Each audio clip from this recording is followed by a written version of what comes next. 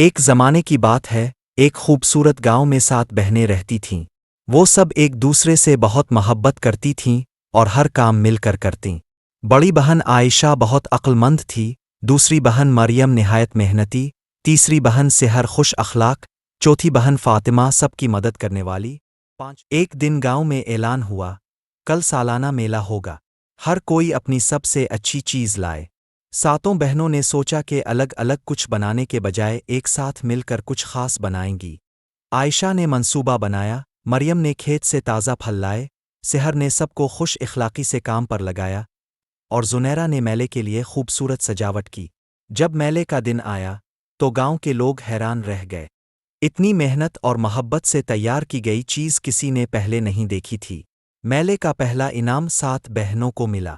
بہنوں نے کہا، ہم نے یہ جیت اس لیے حاصل کی کیونکہ ہم نے مل کر کام کیا۔ سبق: اتحاد میں برکت ہے اور محبت سب سے بڑی طاقت ہے۔